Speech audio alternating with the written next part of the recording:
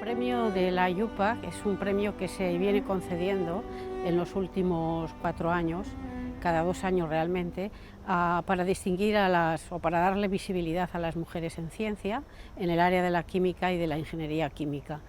Entonces, en este caso ha premiado a 12 mujeres de estas áreas, de varios países del mundo. Y bueno, en principio para mí ha sido un honor recibirlo, por supuesto, ya que es un premio a nivel internacional, es un reconocimiento a la labor que he desarrollado en investigación y en docencia y también en gestión en los últimos años, y es una manera de dar visibilidad también a la Universidad de Alicante. En cuestión de química, las mujeres en España digamos que están en una situación privilegiada respecto a otros países del entorno, por ejemplo, frente a Alemania e incluso de los países escandinavos.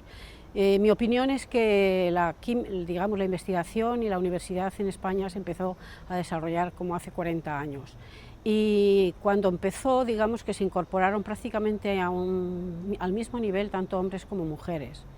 Y durante estos 40 años pues, se han ido incorporando muchas mujeres en el ámbito de la química, tanto en la universidad como en el Consejo Superior de Investigaciones Científicas. Lo que ocurre es que en estudios de doctorado y luego incorporándose al ámbito universitario, a la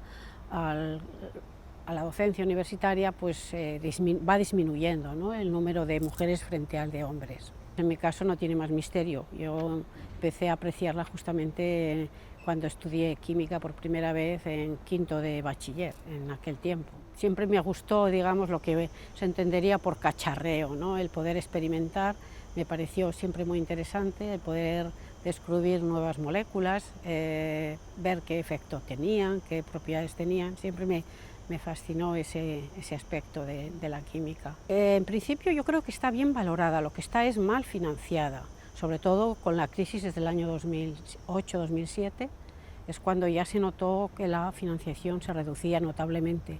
Pero yo creo que a nivel,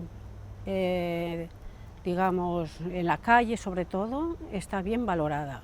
Son los políticos los que controlan un poco el desarrollo de la ciencia, en el sentido de que limitan los fondos para llevar a cabo las investigaciones. En principio nosotros lo que estamos tratando es de utilizar catalizadores que permiten llevar a cabo las reacciones en condiciones más sostenibles, con condiciones de energía o de temperatura menor, con disolventes que sean poco contaminantes y que hagan que los procesos sean más efectivos, ¿no?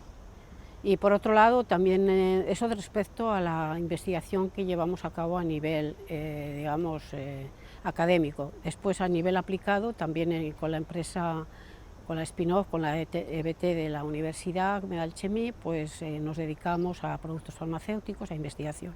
Productos farmacéuticos en el área del cáncer, de páncreas, de pulmón y también de tumores cerebrales y también en procesos neurodegenerativos como el Alzheimer.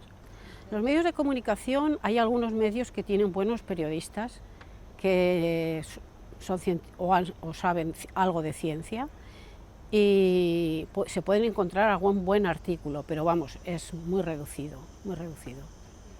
Porque es como la cultura general, es como no saber historia, como no saber literatura, como no saber... Es exactamente lo mismo, eso forma parte de la formación integral de un individuo, ¿no? Pues casi hay que hacer, digamos, intervenir de forma externa, ¿no? Por ejemplo, dar charlas en los institutos de divulgación. También, por ejemplo, en la Facultad de Ciencias sí que se trabaja algo, en el sentido de que se trae a los niños de los institutos para que hagan prácticas en nuestros laboratorios, porque ellos tienen problemas para hacer prácticas en sus centros. Y hay un programa que todos los años vienen de algún instituto niños para hacer prácticas. Y luego, pues, evidentemente, la única manera de que tengan algún conocimiento es, pues, de alguna manera que haya en televisión, por ejemplo, más programas didácticos y que sean amenos para que los niños se interesen por la ciencia.